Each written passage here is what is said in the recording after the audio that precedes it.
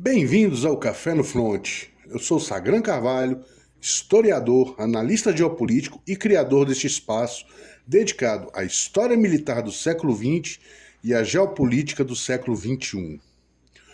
Quando se busca compreender uma guerra, é comum observar os discursos dos líderes, os comunicados oficiais e as movimentações diplomáticas. No entanto, existe um indicador muito mais revelador das intenções de um Estado: o seu orçamento. No vídeo de hoje, vamos analisar como a estrutura orçamentária da Federação Russa para os próximos anos oferece pistas concretas sobre os planos estratégicos do Kremlin. Enquanto negociações e declarações públicas podem mudar rapidamente, os investimentos bilionários em defesa, indústria militar, recrutamento e modernização das Forças Armadas revelam prioridades no longo prazo. Estaremos examinando os números, as implicações militares e os impactos econômicos e as consequências geopolíticas de uma Rússia que parece estar organizando sua economia para sustentar um conflito prolongado. Mais do que entender a guerra na Ucrânia, este é um exercício para compreender como grandes potências se preparam para disputas que podem durar décadas. Pegue seu café e venha comigo nesta análise. Em guerras prolongadas, discursos importam menos do que orçamentos. Declarações políticas podem ser ajustadas conforme as circunstâncias. Objetivos estratégicos podem ser ocultados e negociações podem servir apenas para ganhar tempo. As contas públicas, contudo, possuem menor margem para ambiguidades. Elas expõem prioridades concretas, definem capacidades futuras e revelam onde um Estado pretende concentrar seus recursos. Sob essa perspectiva, o orçamento federal russo para os próximos anos oferece uma das mais importantes indicações sobre o rumo pretendido por Moscou. O Kremlin não está se preparando para a paz. A estrutura orçamentária aprovada para o período de 2025 a 2027, complementada por programas de modernização militar que se estendem até meados da década de 2030, sugere que Vladimir Putin enxerga o conflito na Ucrânia não como uma campanha temporária, mas como parte de uma disputa estratégica de longo prazo. O objetivo imediato continua sendo a consolidação dos ganhos territoriais e a erosão da capacidade militar ucraniana. Entretanto, por trás da guerra em curso, emerge um projeto mais amplo de fortalecimento do poder militar russo diante do que Moscou considera um ambiente internacional cada vez mais hostil. Os números são eloquentes.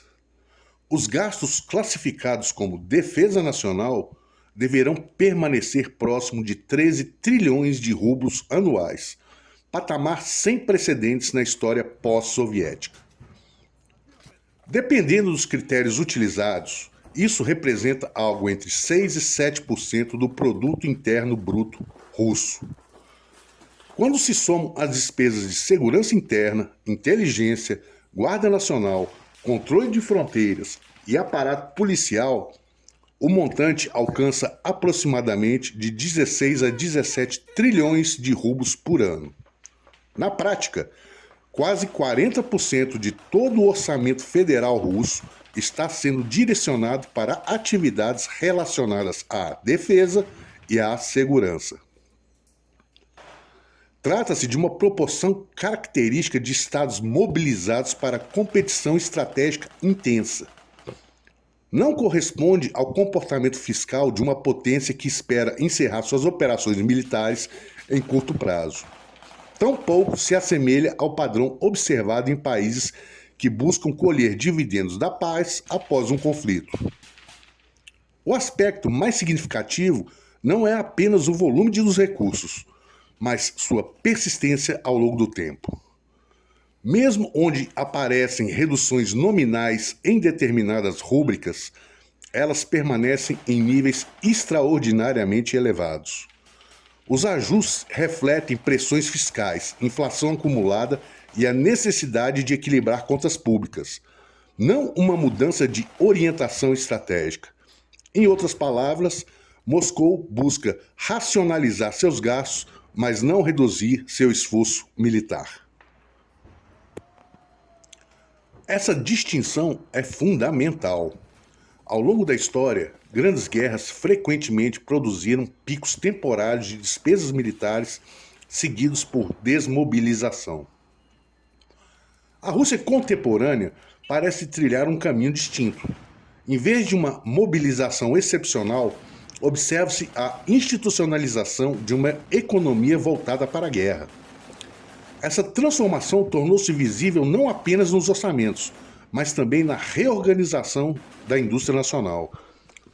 Desde 2022, fábricas militares ampliaram turnos de trabalho, linhas de produção foram expandidas e setores inteiros passaram a operar sob prioridades definidas pelo Estado. A produção de munições aumentou significativamente. A fabricação de drones tornou-se prioridade nacional. Sistemas de defesa aérea, guerra eletrônica e mísseis de precisão passaram a receber investimentos contínuos. Ao mesmo tempo, Moscou desenvolve programas voltados para tecnologias consideradas decisivas em conflitos futuros, incluindo inteligência artificial, capacidades espaciais, automação de combate e integração digital de sensores e sistemas de armas. O plano de modernização militar previsto para o período entre 2027 e 2036 reforça essa tendência. Sua existência sugere que a liderança russa não interpreta o atual conflito como um evento isolado, mas como parte de uma competição mais ampla, que poderá se estender por muitos anos. A Ucrânia constitui o campo de batalha imediato, mas o horizonte estratégico parece muito mais amplo. Nesse contexto, a guerra produz uma transformação profunda da própria economia russa. Os gastos militares funcionam como um poderoso estímulo econômico de curto prazo. A demanda governamental gera empregos, impulsiona salários em determinados setores e sustenta níveis elevados de atividade industrial. Essa dinâmica explica parte do crescimento econômico observado recentemente. Entretanto, os benefícios possuem custos significativos. A expansão acelerada da produção militar alimenta pressões inflacionárias, amplia a escassez de mão de obra e desloca recursos de setores civis para atividades ligadas à defesa. Universidades, centros de pesquisa, infraestrutura e programas de desenvolvimento tecnológico não militares competem por verbas cada vez mais limitadas. O resultado é uma economia que cresce em determinados indicadores, mas cuja estrutura se torna progressivamente menos equilibrada. A própria composição do gasto público evidencia esse fenômeno. Recursos anteriormente destinados à inovação civil, ciência, educação e projetos de infraestrutura foram reduzidos ou postergados para acomodar as necessidades da guerra. O Estado continua financiando essas áreas, mas sua prioridade relativa diminuiu substancialmente. O custo de oportunidade é gigantesco.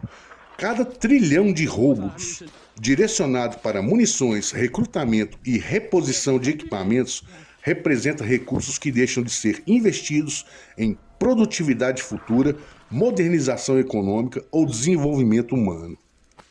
Ainda assim, o Kremlin parece considerar esse preço aceitável.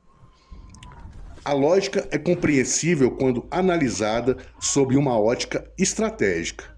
Para Moscou, a principal ameaça não reside em dificuldades econômicas futuras, mas na possibilidade de derrota militar ou enfraquecimento geopolítico no presente. Diante dessa percepção, preservar capacidade de combate torna-se prioridade absoluta. Os custos acumulados da guerra ilustram a magnitude do compromisso assumido. Estimativas independentes apontam que os dispêndios totais relacionados ao conflito desde 2022 já ultrapassaram dezenas de trilhões de rublos, podendo alcançar valores equivalentes a centenas de bilhões de dólares. Salários militares, compensações por baixas, produção industrial, apoio aos territórios ocupados, logística, reconstrução e subsídios ao complexo militar-industrial compõem uma estrutura financeira gigantesca. Mais revelador ainda é o fato de que os gastos efetivos frequentemente superam os valores inicialmente previstos. Essa tendência indica que o Estado continua encontrando meios para expandir o financiamento da guerra sempre que necessário. Reservas acumuladas anteriormente foram utilizadas. A dívida doméstica aumentou. Impostos foram elevados. Fundos originalmente destinados a outras áreas foram redirecionados. Até o momento, essas medidas permitiram preservar a estabilidade macroeconômica. Não existem sinais claros de colapso financeiro iminente. O setor energético continua fornecendo receitas importantes. As exportações de petróleo permanecem relevantes. O controle político centralizado oferece ao governo capacidade incomum de impor ajustes econômicos e sociais sem enfrentar resistência institucional significativa. Isso não significa ausência de riscos. A inflação permanece elevada. A demografia continua desfavorável. A dependência crescente de importações indiretas e cadeias paralelas de suprimento expõe vulnerabilidades tecnológicas importantes. O isolamento em relação aos principais polos de inovação do mundo desenvolvido também tende a produzir efeitos cumulativos ao longo dos anos. Nenhum desses fatores parece capaz de interromper imediatamente o esforço de guerra russo. Porém, todos contribuem para um desgaste gradual que poderá limitar a capacidade de crescimento e modernização do país nas próximas décadas. A questão central, portanto, não é se a Rússia consegue sustentar a guerra hoje. Os dados sugerem que consegue. A questão relevante é por quanto tempo Moscou estará disposta a aceitar os custos econômicos, sociais e tecnológicos associados a essa escolha. Por enquanto, a resposta parece clara. O orçamento federal, a expansão industrial, os programas de modernização militar e a continuidade do recrutamento em larga escala apontam para uma conclusão inequívoca. O Kremlin está organizando seus recursos para uma competição prolongada. Não há sinais concretos de desmobilização. Não há evidências de uma transição para uma economia de paz. O Estado russo está sendo remodelado para sustentar uma guerra longa. E, como frequentemente ocorre na história, a decisão de continuar lutando pode revelar-se mais fácil do que a tarefa de reconstruir o país quando os combates finalmente terminarem. Chegamos ao final de mais uma análise aqui no Café no Front. Se este conteúdo contribuiu para ampliar sua compreensão sobre a guerra na Ucrânia, a estratégia russa e as transformações em curso na geopolítica contemporânea, peço que apoie o canal de uma forma simples, mas extremamente importante. Inscreva-se no canal, ative o sino das notificações, deixe seu like e compartilhe este vídeo com amigos, colegas e todos aqueles que acompanham temas de história, defesa e relações internacionais. Essas ações ajudam o conteúdo a alcançar mais pessoas e fortalecem o crescimento do projeto. Também convido você a seguir o Café no Front em nossas redes sociais, onde publicamos atualizações diárias, análises rápidas, mapas, dados e conteúdos complementares aos vídeos do canal.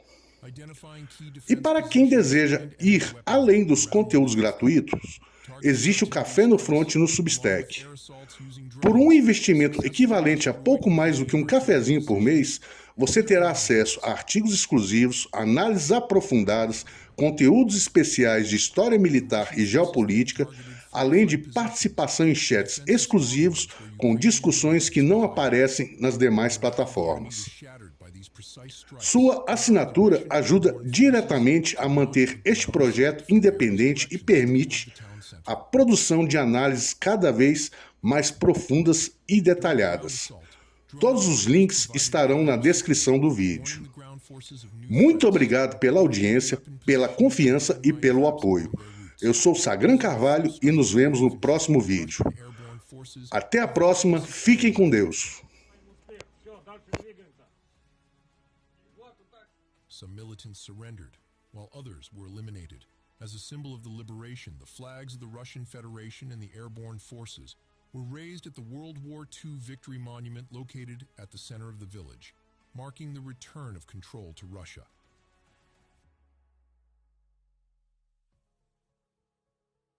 In the Zaporozhye direction, the Russian armed forces continued to monitor and destroy enemy military equipment attempting to move through the area.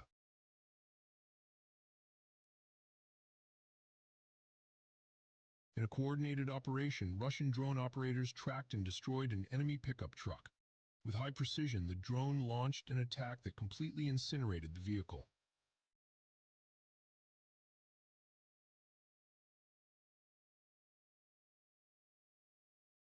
However, the enemy forces, who had previously retreated and hidden in a defensive position, felt secure after monitoring the situation.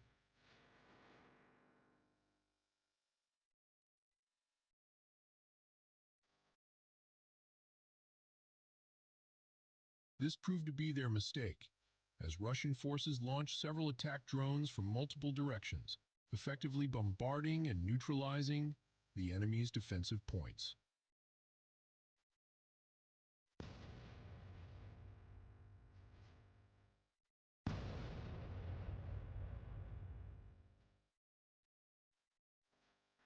In the residential area of Nikolaevka, drone operators from the Yug task force continued to degrade the enemy's combat capabilities with precise strikes. This time, they successfully identified an SPG-9 hidden under camouflage netting.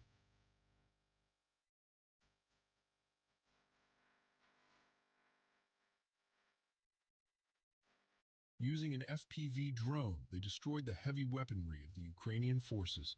This attack highlighted Russia's technological superiority in countering threats from a distance, reducing the enemy's firepower without direct combat engagement.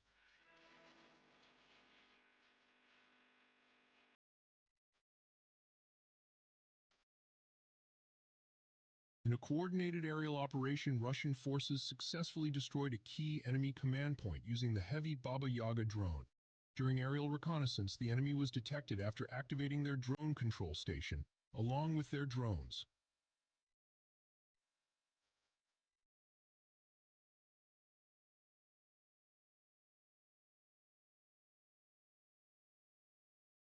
Once the enemy's position was revealed, the Tiger drone unit from Russian forces launched an attack with the Knyaz Vandal drones, destroying the enemy's troop positions, control station, drone storage facilities, and pickup trucks.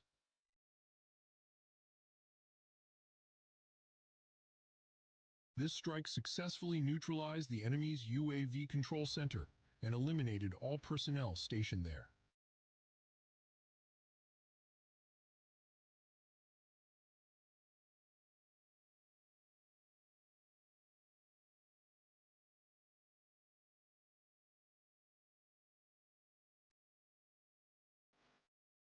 Overall, the series of coordinated operations by Russian forces demonstrates the effectiveness of their strategy in capturing key territories and systematically dismantling enemy positions.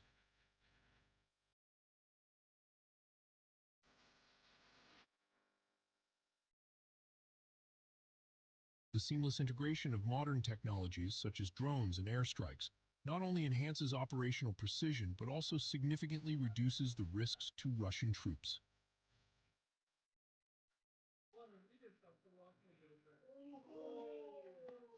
These successful operations highlight Russia's growing tactical superiority in the region, further consolidating their dominance and shifting the balance of power in their favor.